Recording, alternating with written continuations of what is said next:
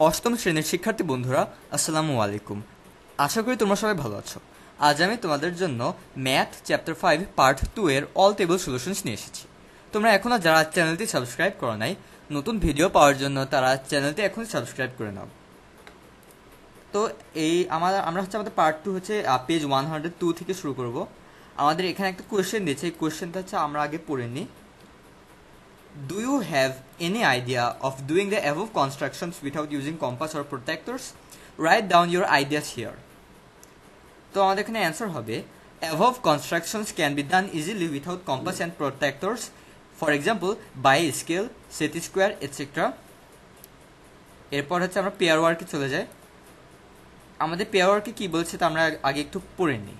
You already know that area of a triangle equals to 1/2 into base into height. Make a team of 2 students each. Each team should construct 5 triangles, all having base 3 cm. Measure the height of each triangle and fill in the table given. Do you get any relation between the area and the height? Write down your decision. তো আগে আমরা table 5.2 দেখে নিই। তো এখানে হচ্ছে আমাদের আর কি বেস হচ্ছে সবগুলো এই 5টা ট্রায়াঙ্গেল 3 সেন্টিমিটার দেওয়া হয়েছে। এখন আমাদের হাইট আর এরিয়া হচ্ছে আমাদের এমনভাবে নিতে হবে যাতে হচ্ছে এই 5টা ট্রায়াঙ্গেলে হচ্ছে এরিয়া আর হাইটের রেশিও হচ্ছে ইকুয়াল হয়। এখন আমরা যেসব হাইট চুজ করেছি এগুলো হচ্ছে 2, 3, 4, 5, 6 সেন্টিমিটার, আর এরিয়াগুলো চুজ করেছি 3 সেন্টিমিটার, 4.5 সেন্টিমিটার, 6 সেন্টিমিটার, 7.5 সেন্টিমিটার আর 9 সেন্টিমিটার রেসপেক্টিভলি। আর আমরা যদি এরিয়া আর হাইটে যদি সবগুলো যদি আমরা আর কি রেশিও বের করি তাহলে হচ্ছে আমাদের সবগুলো রেশিও হচ্ছে বের হয় 3/2, আর আমরা বলতে পারি 3:2। এখন হচ্ছে আমাদের আর কি রিলেশন মানে এরিয়া আর হাইটের ভিতর যে রিলেশনটা আমাদের লাইক নিচে লিখতে বলেছে, এটা আমাদের হচ্ছে আর কি রিলেশনটা। If bases of 2 triangles are equal, then their areas are directly proportional to their heights. এরপরে আমরা চলে যাই নেক্সট টেবিলে, টেবিল 5.3। এই উপরে আমাদের একটা ফিগার দিয়েছে। এখন এই ফিগার দেখে দেখে হচ্ছে আমাদের এই টেবিলটা ফিল আপ করতে বলেছে। তো এখানে আমাদের আর কি এডি আর ডিবির লেন্থ আর এই আর সি এর লেন্থ বের করে এগুলো রেশিও বের করতে বলছে। তো আমরা এখানে এডি আর এর লেন্থ নিয়েছি 5 সেন্টিমিটার, আর ডিবি আর সি এর লেন্থ নিয়েছি 2 সেন্টিমিটার। আর আমরা যদি এডি বাই ডিবি আর এই বাই সি যদি আমরা রেশিও করি তাহলে দুইটারই রেশিও হচ্ছে 5:2 বের হয়। এরপরের টেবিলে আমরা চলে যাই। এর পরের টেবিলে হচ্ছে আমাদের সেম এক ধরনের কাজ, টেবিল 5.4। এই ফিগার 5.11 দেখে দেখে হচ্ছে আমাদের এই টেবিল 5.4 ফিল আপ করতে বলেছে। এখন হচ্ছে আমাদের এখানে বিডি আর ডিসি আর এবি আর এসির লেন্থ বের করতে বলেছে, মানে আমাদের এই ফিগার দেখে দেখে আর কি। তো আমরা এখানে বিডি আর ডিসি ধরেছি 4 আর 3 সেন্টিমিটার, আর এবি আর এসি ধরেছে 6 আর 5 সেন্টিমিটার। আমরা যদি এখন বিডি ডিসি আর এবি এসির যদি রেশিও করি তাহলে হচ্ছে আমাদের বের হয় 4:3 আর 6:5। এর পরের টেবিলে আমরা চলে যাই। এটা আমাদের একটা ফিগার 5.12। আমাদের এই ফিগারটা ভালো করে দেখে হচ্ছে আমাদের আর কি এখানে একটা টেবিল 5.5 আমাদের ফিল আপ করতে বলেছে। তো আমাদের হচ্ছে এখানে 5টা শেপ আছে উপরে, যে A B C D E, এই 5টা শেপগুলোর নাম কি এগুলো আমাদের হচ্ছে এখানে লিখতে বলেছে। তারপর হচ্ছে আমরা কেন হচ্ছে এই যে আমরা এ শেপকে ট্র্যাপেজয়েড তারপর বি শেপকে প্যারালেলোগ্রাম এগুলো বলেছি, এটা আমার রিজন কি, আমরা এই ডিসিশনটা নিচ্ছি তার পিছনে আমার রিজন কি, এটা হচ্ছে আমার লিখতে বলেছে একদম এই সাইডে। তো আমরা দেখে নিই প্রথম শেপ এ, যেটা আমরা নাম দিয়েছি ট্র্যাপেজয়েড। আমার রিজন হচ্ছে 2 প্যারালাল সাইডস অনলি, আর আমরা লিখতে পারি a pair of parallel sides only. তারপর বি আছে প্যারালেলোগ্রাম, এখানে রিজন হচ্ছে অল প্যারালাল সাইডস। তারপর সি রেক্ট্যাঙ্গেল, ডি স্কোয়ার আর ই রম্বাস। এইগুলার হচ্ছে রিজনগুলো হচ্ছে all parallel sides but not equal, all sides are equal, আর lastly all parallel sides and equal. এই টেবিলটা আমাদের হয়ে গেল। এবার টেবিল 5.6, এটা একটু বড় আছে। আমরা এক এক করে কোশ্চেন দেখি তারপরে অ্যান্সার দেখি। তো প্রথম কোশ্চেন যেটা আমাদের আছে, for which properties of a quadrilateral we call it a trapezium? Answer, having only one pair of parallel sides only. Next question, for which properties of a trapezium we call it a parallelogram? Having 2 pairs of parallel sides. তারপর next question, for which properties of a parallelogram we call it a rectangle? When angles are 90 degrees or right angles. Next question, for which properties of parallelogram we call it a rhombus when all sides of a parallelogram are equal? Is a square also a rhombus? Give reasons behind your answer. No, because square has all angles as 90 degrees where rhombus doesn't. Next question, for which properties of a rectangle we call it a square when all sides of a rectangle are equal? Is a square also a parallelogram? Give reasons behind your answer. No, because square has all angles as 90 degrees where parallelogram doesn't. Next question, is a parallelogram also a trapezium? Give reasons behind your answer. No, because parallelogram have two pair of parallel sides where trapezium doesn't. আমাদের হচ্ছে এই ফুল টেবিলটার solution হয়ে গেল। এরপরে আমরা চলে যাই, এখানে আমাদের একটা fill in the blanks table দিয়েছে। এই 6টা আর কি ফ্রেজ দিয়ে আমাদের এই 7টা ফিল ইন দ্য ব্ল্যাঙ্কস করতে বলছে। তো আমরা প্রথম সেন্টেন্সে দেখি, a shape enclosed by 4 sides is called a quadrilateral. If a pair of opposite sides of a triangle are parallel, then it is called a trapezium. If both pairs of opposite sides are parallel, it is called a parallelogram. Again, if one angle of a parallelogram is a right angle, then we obtain a rectangle. If adjacent sides of a rectangle are equal, we get a square. On the other hand, if adjacent sides of a parallelogram are equal, we get a rhombus, and if one angle of a rhombus is a right angle, then it is called a square. এই টেবিলটা fill up আমাদের হয়ে গেল। এরপরে আমরা চলে যাই, এর পরের টেবিল আমাদের এটা একটা আর কি ফিল ইন দ্য ব্ল্যাঙ্কস আছে, ইন্ডিভিজুয়াল টাস্ক। আমাদের এই যেখানে ফিগার 5.15 এই ফিগার দেখেছে আমাদের এই পুরা এটা মনে হয় এক ধরনের থিওরেম দিয়েছে। হ্যাঁ, একটা থিওরেম দিয়েছে। এই থিওরেমে আমাদের সব ফিল ইন দ্য ব্ল্যাঙ্কস করতে হবে। তো আমরা দেখে নিই, প্রথম আমাদের আছে এওবির ভ্যালু, তারপর বিওসির ভ্যালু আমাদের বের করতে বলেছে। তো এটা আমরা এওবির ভ্যালু এখানে আমরা অ্যাকর্ডিং টু ফিগার আমাদের এওবির ভ্যালু হবে আর 50 ডিগ্রিস, তারপর বিওসির ভ্যালু হবে 40 ডিগ্রিস, তারপর সিওডির ভ্যালু হবে আর কি 50 ডিগ্রিস, তারপর ডিও এ 40 ডিগ্রিস। দেন আমাদের এওবি প্লাস বিওসি আছে হচ্ছে আমাদের 180 degrees or AOC. Then BOC plus COD আছে 180 degrees or BOD 1 straight angle. Then COD by DO plus DOA equals to 180 degree.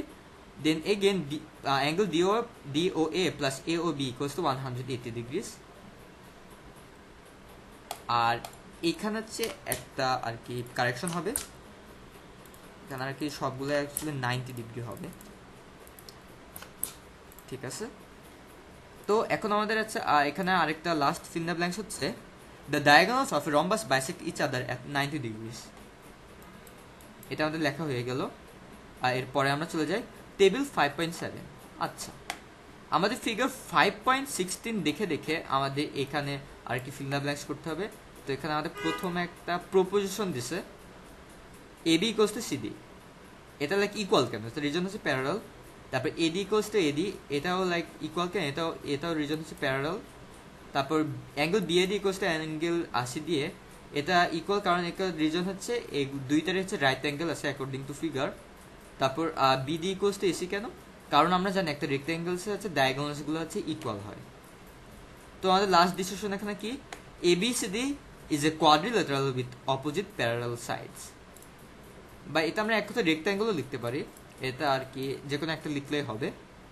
এরপরে আমরা চলে যাই, এখানে আমাদের একটা ফিল ইন দ্য ব্ল্যাঙ্কস বলছে। এখানে কি বলেছে আমরা কোশ্চেনটা আগে দেখে নিই। You faced this problem while constructing triangles. There you could not form triangles with any three sides. The condition was that sum of any two sides must be greater than the other side. Similarly, for quadrilaterals, try with sticks of various lengths and write down your decision in the following empty box. For the construction of a triangle, we need sum of any two sides to be greater than the other. এটা আমাদের হচ্ছে আর কি decision. তারপর আমরা পরে চলে যাই, পরে এখানে টেবিল। এখানে কি বলছে এখানে আমরা আবার পড়ে নিই কোশ্চেনটা। Now notice that quadrilaterals of all teams are exactly the same. So we can say that 4 sides are not enough to construct a specific quadrilateral. You need to fix an angle too. But there is another matter. If you don't join the sides in the order defined, do you get the specific quadrilateral? Are the quadrilaterals same for all teams? Discuss with your classmates to write your decision below. আমাদের ডিসিশনটা হচ্ছে to construct a specific quadrilateral with 4 sides and an angle, we need to specify the order of 4 sides and between which sides the angle would be equal. এর পরের table আমরা চলে যাই। এরপরে আমাদের আরেকটা টেবিল দিয়েছে। কোশ্চেন হচ্ছে এখানে যে if the quadrilaterals are not the same, write down the reasons and what conditions can be imposed to make them the same in the box below. Number 1 reason is ensuring all sides are equal and congruent. Then number 2 is ensuring all angles are equal to. এই টেবিলটা আমাদের হয়ে গেল। এর পরের টেবিলে আমরা চলে যাই। টেবিল 5.8 আমাদের এখানে একটা কনস্ট্রাকশন দিয়েছে আর কি। এখন এই কনস্ট্রাকশনে লাইক আমাদের প্রবলেম হচ্ছে এই সব কনস্ট্রাকশনের সব রুলস এগুলো সব লাইক এলোমেলো ভাবে হচ্ছে সাজানো আছে। এখন আমাদের কাজ হচ্ছে এটা আমরা প্রপার অর্ডারে আমরা রিঅ্যারেঞ্জ করব। এটাই হচ্ছে আমাদের টেবিল 5.8 এর কাজ। এখন আমরা দেরি না করে আমরা দেখে নিই অ্যান্সারটা। তো আমাদের প্রথমে কনস্ট্রাকশনের যে প্রথম স্টেপটা হবে এই যে এই লাইনটা হচ্ছে আমাদের নাম্বার 1 স্টেপ হবে, তারপর নাম্বার 2 হবে এটা, তারপর এই সেন্টেন্সটা নাম্বার 4 হবে আমাদের নাম্বার 4 স্টেপ আর কি, তারপর এই সেন্টেন্সটা নাম্বার 3 স্টেপ, এটা 5th স্টেপ, এটা 7th স্টেপ, এই সেন্টেন্সটা 8th স্টেপ, এইটা 6th স্টেপ, আর লাস্টলি এই সেন্টেন্সটা হচ্ছে লাস্ট স্টেপ। এটা লাস্টেই আছে, ভালো, ঠিক আছে। এরপর টেবিল 5.9 এখানে আমাদের আবারও আরেকটা কনস্ট্রাকশন দিয়েছে যেখানে জাম্বেলড অর্ডার, এটা আমাদের আবার রিঅ্যারেঞ্জ করতে হবে।